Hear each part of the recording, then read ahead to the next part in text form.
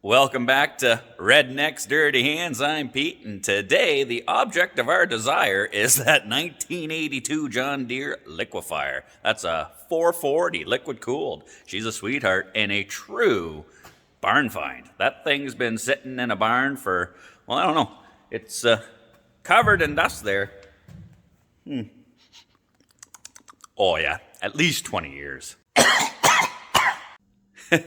This fella saw the episode of me fixing up Buddy's 377 Safari there, so he gave me a shout, wanted me to see if I could tune up this old 440 for him, see if we can get her going. We're getting near the end of the season, but hopefully we can get her going, take her for a rip before all the snow's gone, so let's check her out.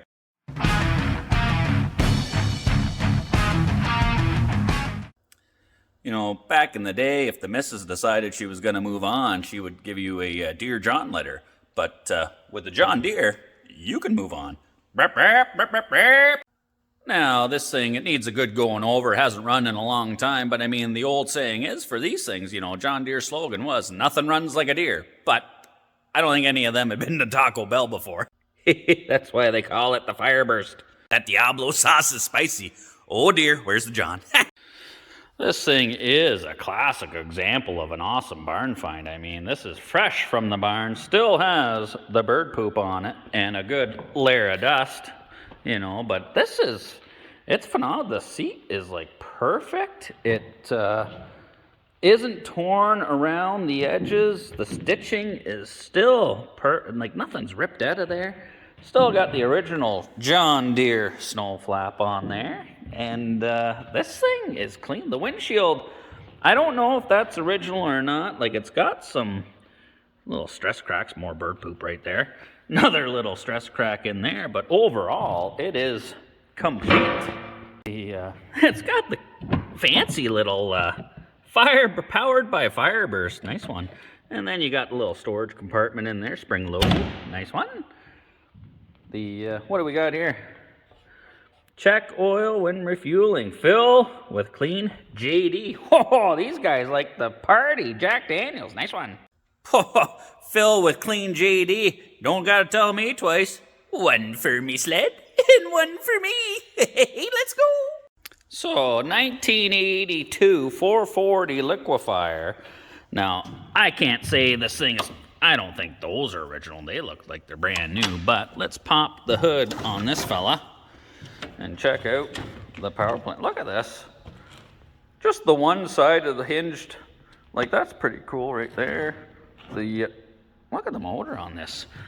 Twin cylinder, liquid cooled. It's got the radiator just like a Yamaha SRX. Now I'm not sure, this motor is, what do we got here? Made in Japan. Oh, John Deere, made in Japan. That don't seem right, but if I'm not mistaken, I think this platform is like similar to the Kawasaki's back in the day. I'm not 100% sure, but yeah, this thing is, the guy that owned this said it's pretty quick.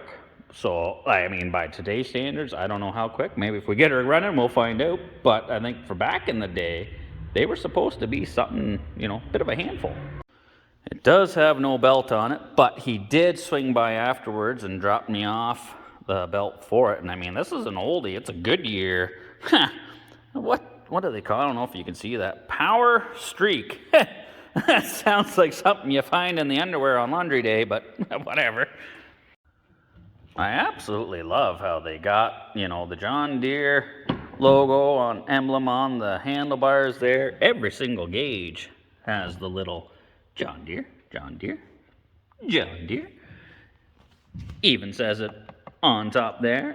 And the best part about this sled was made in a time when engineers, manufacturers respected the mechanic or the everyday owner, because you sit there and look at that air box, it's like, oh man, what a pain in the butt that's going to be to get out.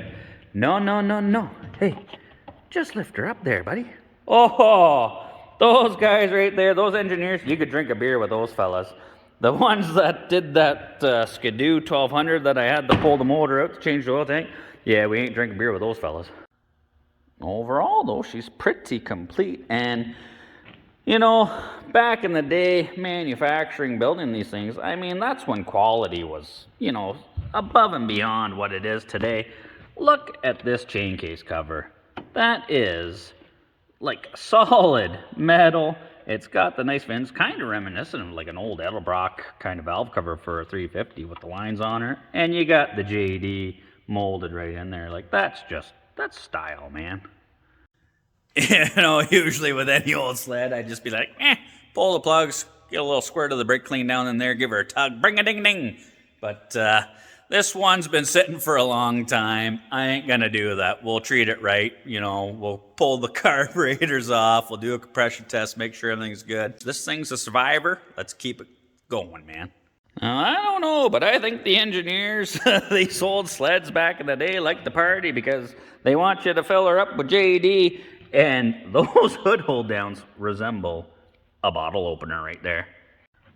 No idea if this is accurate, if the cable's good for that, but this thing's doesn't even have 3,000 K on her. Nice. Still like new. And you gotta love the picture. That Deere be running 50 right there, buddy. Okay, first things first, let's pop these bogies out of here and put the compression tester on her and see what we're working with.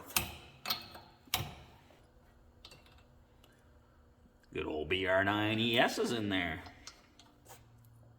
Oh, this one's all wet.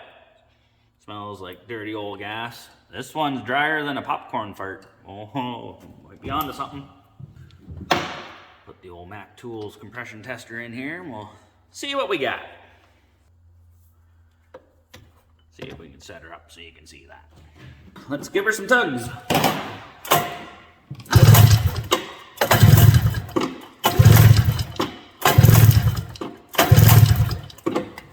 There's 5 pulls. What do we got? A little over 120. Not too bad.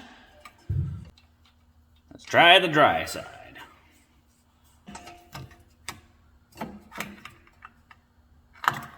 Come on. Can you see that? Same thing.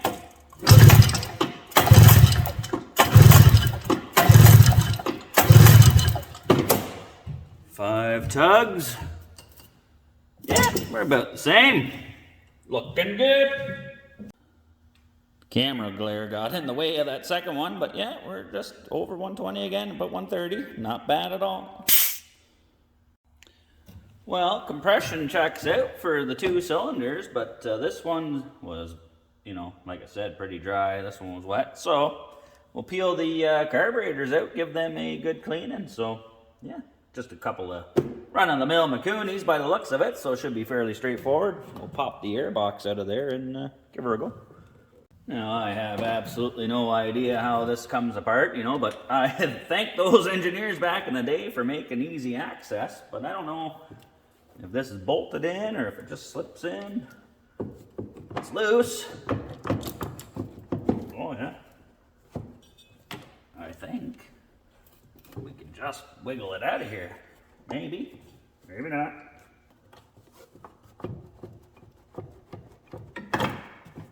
Oh, yeah. Oh, yeah. Just like so. Spin these slides out of here. What is going on down here? Hold on a second.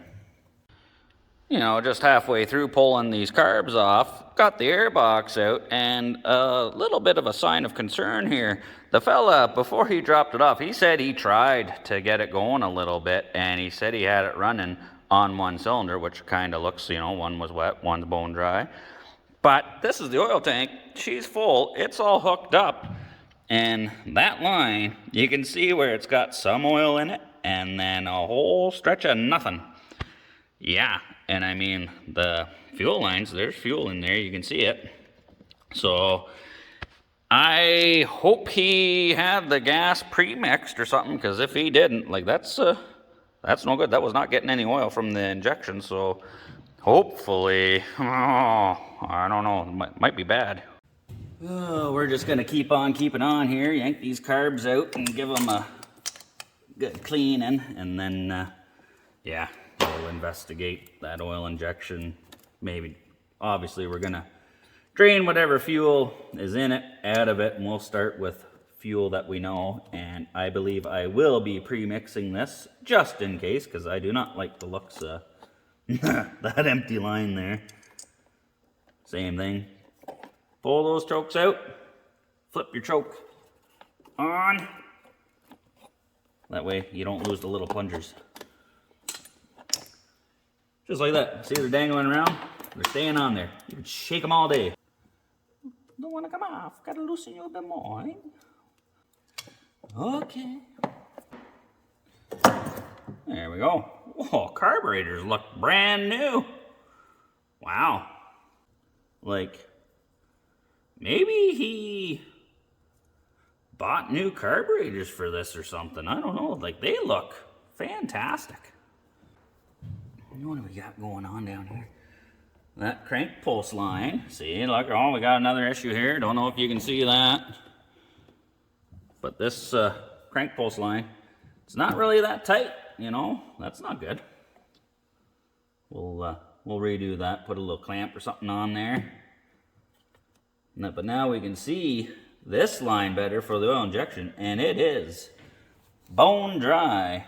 It hasn't even whipped into there, so I don't know if we can maybe bleed this pump out, see if we can draw that oil in there.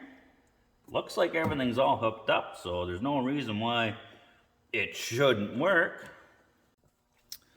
Got her clamped up in the vise here, and at first glance, I kind of thought somebody had already been in here and busted the side of it here trying to pry that off because there's a chunk missing, but this one here has the same thing. It's just that one's a real rough casting, so whatever.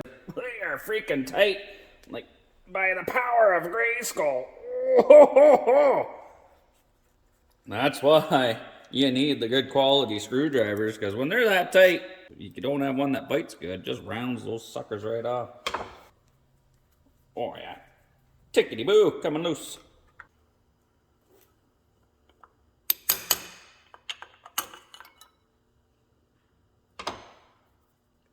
Oh yeah, somebody's been in here. Pulled the bowl off and that float fell off. Supposed to have one of those little plastic caps on the end of the stud here to hold the float on. And another big old problem, which I don't know if you can tell, see right off the bat there, but those floats there, the arms on them, they're supposed to be the other way. See how the tips all the way basically to the top here? It should be to the bottom of the bowl, like so.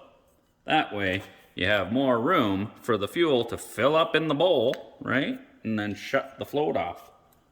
We'll take this one apart because the mag side was the wet side on there.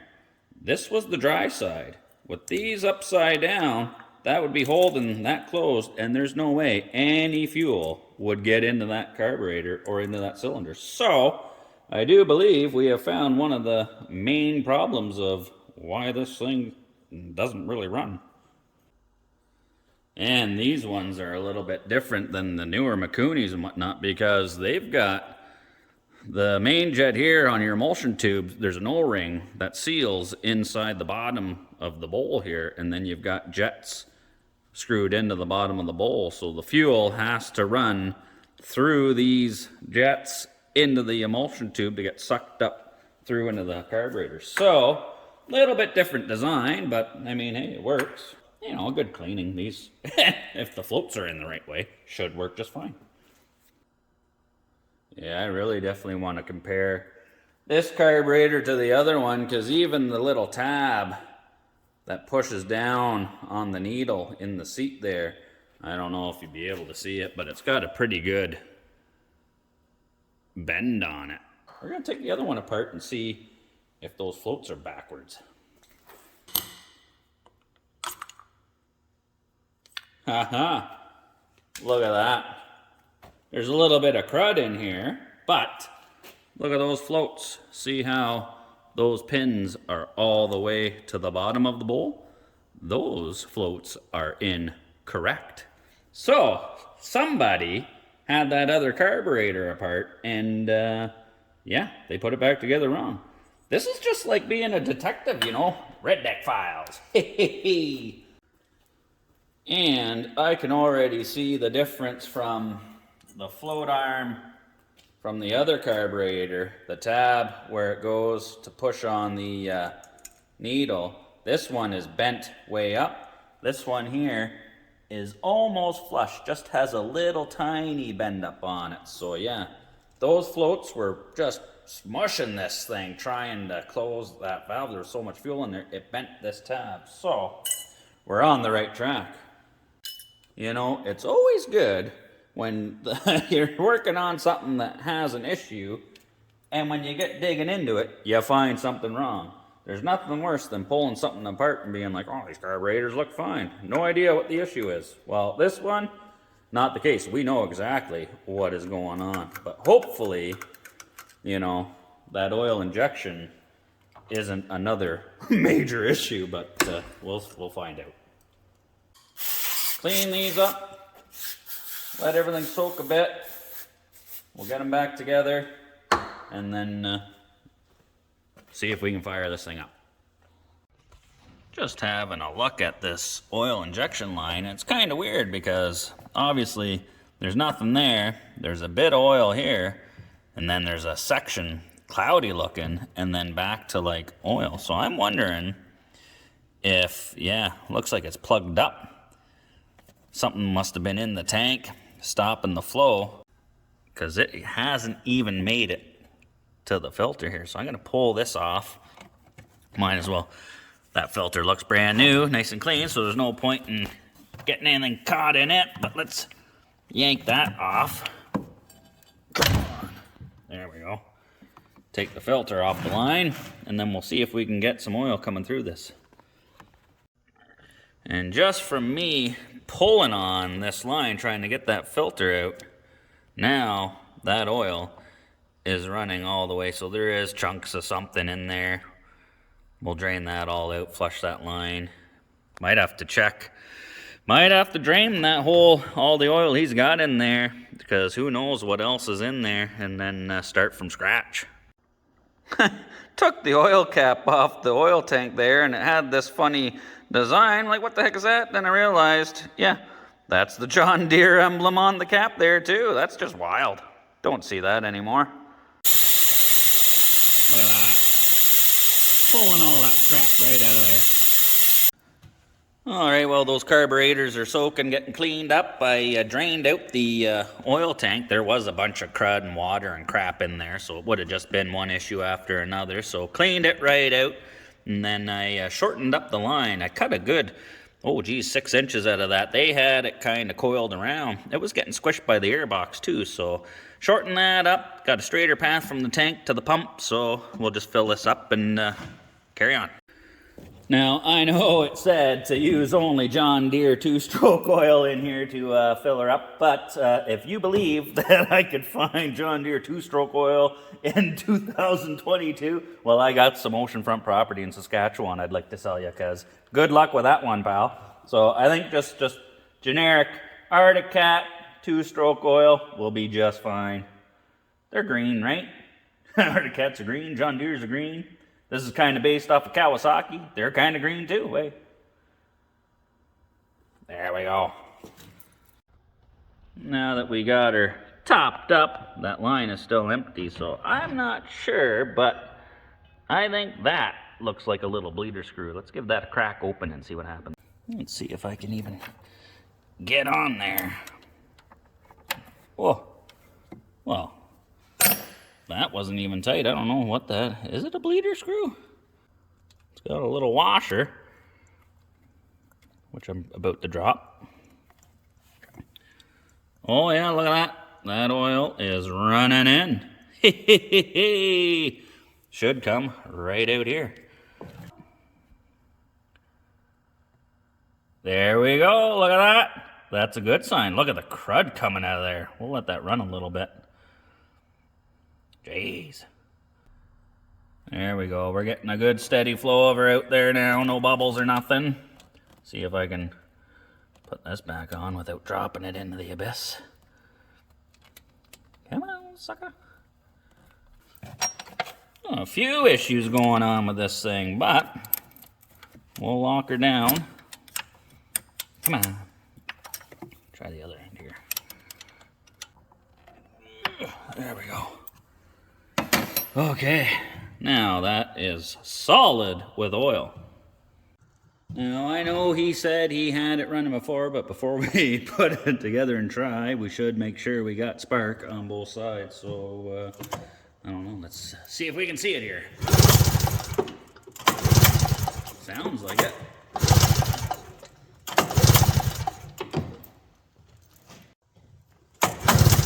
Oh yeah, both of them are sparking away. Let's see if we can fire this sucker up. So clean the carbs. They were pretty clean inside and out, but like I said, that one had the upside down float, so I'm pretty sure that was the cause of the issue of it running like crap or not at all before. So we got the airbox, everything all back in. I'll flip the choke on, give her a few tugs. I put some 50-to-1 premix in the tank because just to make sure, even though we got that oil line all bled out right to the pump and all that, might take a little bit to get it going. And we don't really know if that oil pump works, so at least this way we won't starve the engine of some oil. We'll put the spark plugs back in, give her some tugs, see if this thing flames up. Plugs are tight, boots are on, ignition's on, choke's on. Let's see how many pulls it takes to make this Deere run. Come on, baby. Oh. Hey.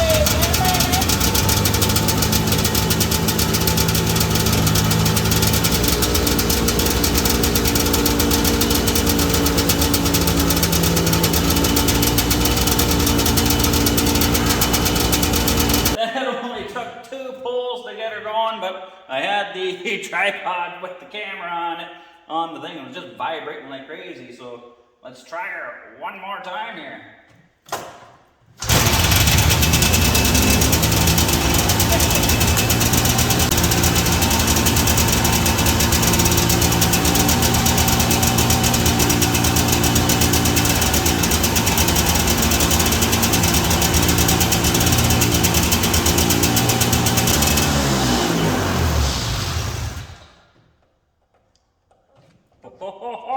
She works, but I found another issue. Looks like the Liquifire was on fire, but she's a runner. But I did find another issue. The throttle cable is a little bit broken, so it's hanging up. Every time you rev it up, it kind of hangs up on high idle. So we'll see if we can fix that too. That's your fancy 1982 1-into-3 cable there, and this fella right here just hanging out. So we got to figure out a way to fix that up, hold her like that, try and keep it from coming out.